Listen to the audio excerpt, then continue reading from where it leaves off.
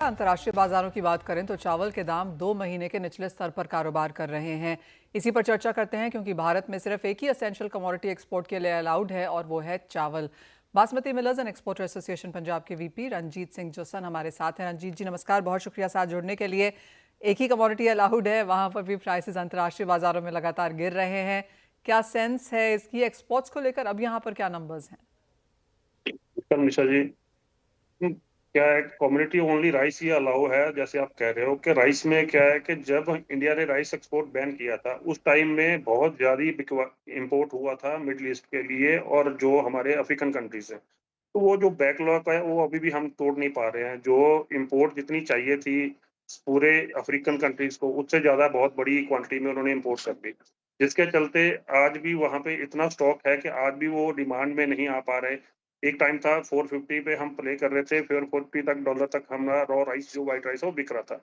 आज वो $400 से नीचे की अगर बाइंग है तो बहुत कम नॉमिनल बाइंग की वजह से हम जो एक्सपोर्ट है ना के बराबर कर पा रहे हैं, जिसकी वजह से एकदम हम सबसे बड़े एक्सपोर्टर हैं राइस में, नॉन बासमती में। हमारे कंप्यूटर में आज म्यांमार है कि वो 400 से नीचे अगर सेलिंग में है। पाकिस्तान है वो भी 400 के लगभग ही सेलिंग में है। तो डिमांड बहुत कमजोर है, जिसके चलते जो नॉन बासमती बैन के टाइम बल्क बाइंग हुई है, जो ओवर बाइंग हुई है, वो आज भी उनके पास जो स्टॉक है आज भी मेंटेन है। वो इसलिए बाइंग नहीं आने की वजह से बाजार इंडिया का बिल्कुल नीचे चला गया। रंजीत जी, दूसरा कंसर्न यहाँ पर यूएस के साथ जो टैरिफ एग्रीमेंट है उसको लेकर भी है। वहां से आप क्या सुन रहे हैं, क्या एक्सपेक्टेशन है? वो तो रोज सुबह उठते ही कोई नई न्यूज मिलती है। कभी 500% का टैरिफ की बात आती है, ट्रंप जी कहते हैं। कभी ब्रिक्स कंट्री के ऊपर 10% है, 26% ऑलरेडी हमारे ऊपर लगा रखा है जो कि उन्होंने सस्पेंड किया था। वो टिल 1 अगस्त तक है। हमारी अभी नेगोशिएशन चल रही है। जैसे कि पीछे 2 दिन पहले पीयूष गोयल जी का भी स्टेटमेंट था कि हम अपने से एक कंट्री का समझौता नहीं करेंगे। लेकिन कहीं ना कहीं अगर हम ब्रिक्स में भी आते हैं, 500% अगर हम रशिया से क्रूड इंपोर्ट कर रहे हैं, अगर वो भी हमारे ऊपर एक डंटा है, अगर किसी न किसी तरह पे नेगोशिएशन तो चल रही है।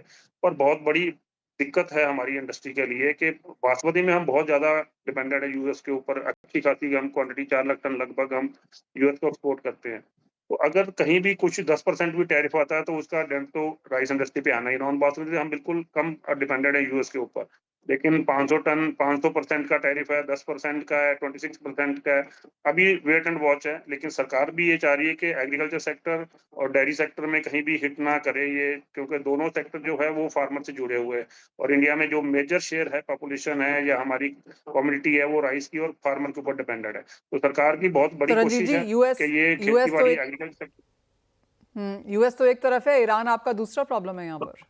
ईरान तो मैम बड़ा प्रॉब्लम है ही है। ईरान में हम 8 से 9 लाख टन कर रहे हैं, लेकिन ईरान में अभी जैसे वॉर पीछे एक बार रुकी है, लेकिन उसके बाद पेमेंट मैकेनिज्म आज तक बंद है। 1 महीने से एक भी पेमेंट की ट्रांजेक्शन नहीं हो पाई ईरान से। तो पहले वाया दुबई और चाइना से कुछ पेमेंट आ रही थी, लेकिन अब बिल्कुल बंद है, जिसकी वजह से अभी शिपमेंट भी होल्ड है, बायर भी अभी टच में नहीं है, प्रॉपर कम्युनिकेशन नहीं चल पा रहा, पोर्ट अभी तक एक्टिव नहीं है। तो ईरान के लिए भी तो बहुत बड़ा दिक्कत है ही है। लेकिन बासमती में अगर बात करें, नॉन बासमती की तो बात तो छोड़ दें, लेकिन बासमती में बहुत बड़ा पीछे 3 महीने से एक दंड चला हुआ है और वो परेशानी हमारी चल ही रही है। उसमें हम काफी ज्यादा सफर कर रहे हैं हम सेक्टर में कि काफी बाजार में डाउन है, पेमेंट साइकिल नहीं चल पा रहा। तो दोनों तरफ से दिक्कत आ ही रही है मैम। वेल एब्सोल्युटली, काफ़ी सारी चिंताएं हैं और जैसे आपने रंजीत जी बोला रोज सुबह उठे हैं तो एक नई चिंता यहाँ पर होती है। और एक्सपोर्ट नंबर्स बासमती को लेकर ऑफ कोर्स यहाँ पर इन क्वेश्चन मार्क हैं। तो एज ऑफ नाउ ये रिएक्शन यहाँ पर रंजीत जी से आता है। और रंजीत जी, आपसे फिर से बात होगी जैसे कोई खबर यहाँ पर आती है और कोई प्राइस मूव या रिएक्शन हम बाजारों में बनता हुआ देखते हैं। लेकिन इसके साथ फिलहाल इस कार्यक्रम में इतना ही समय है। ब्रेक के बाद लेकर आएंगे इक्विटी मार्केट्स पर पूरा फोकस।